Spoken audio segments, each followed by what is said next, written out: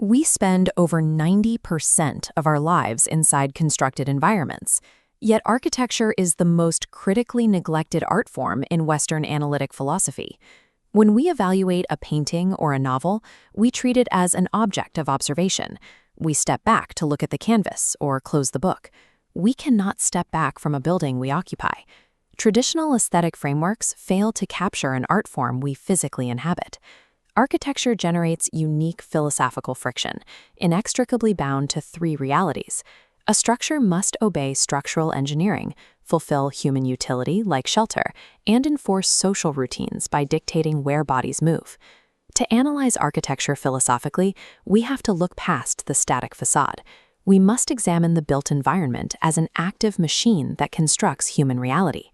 This 3D wireframe of a multi-story structure deconstructs into three philosophical layers. The first lens is ontology, asking what the object actually is. The second is aesthetics, evaluating how the design generates meaning. The third is ethics, analyzing how structural choke points coerce actions. A unified philosophy of architecture requires integrating all three lenses simultaneously. Changing the physical rules of one layer immediately alters the philosophical reality of the others. We start with the ontological boundary problem. To evaluate the art in architecture, you must first pinpoint exactly where the art is located. Concretism argues that the architectural object is identical only to the physical built structure itself.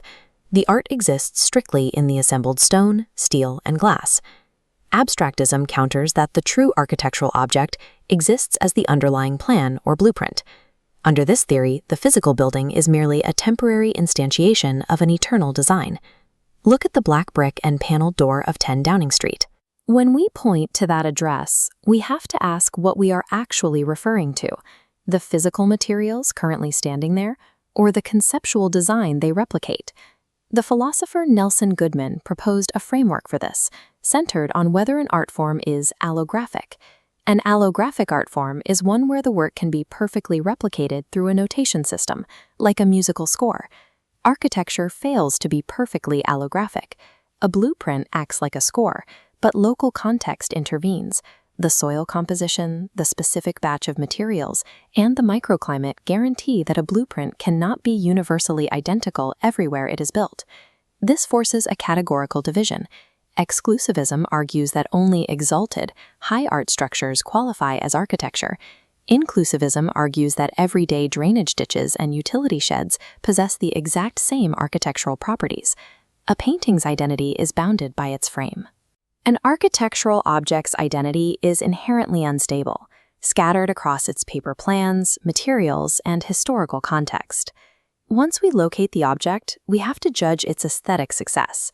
This requires measuring beauty in a medium defined by strict human utility.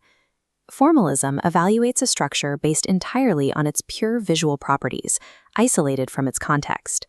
We look at the intersecting lines and pure geometries of the Louvre pyramids without concerning ourselves with what happens inside. The primary counter-approach is functional beauty, or anti-formalism.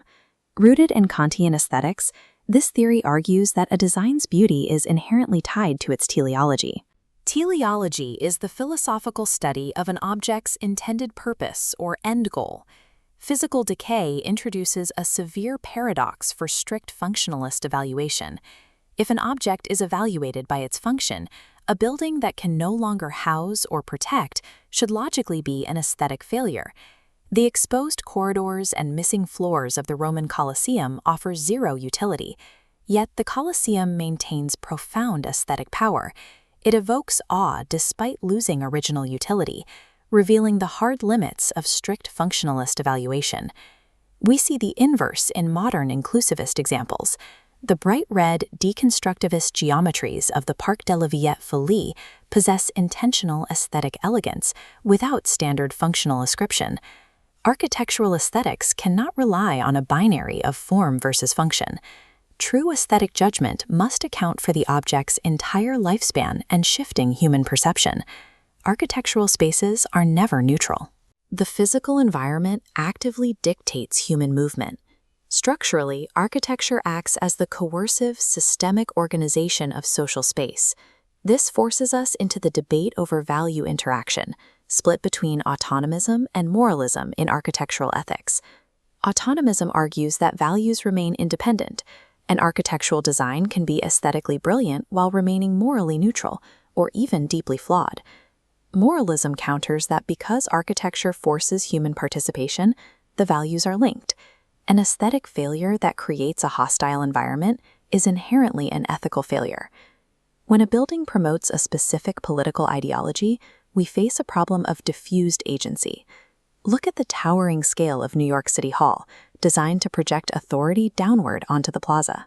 The architect often acts as a proxy, embedding state messages of power and justice directly into the physical stone, mandating a specific psychological posture from the citizen approaching the steps. Architecture carries forward-looking ethical burdens that do not exist in painting or music.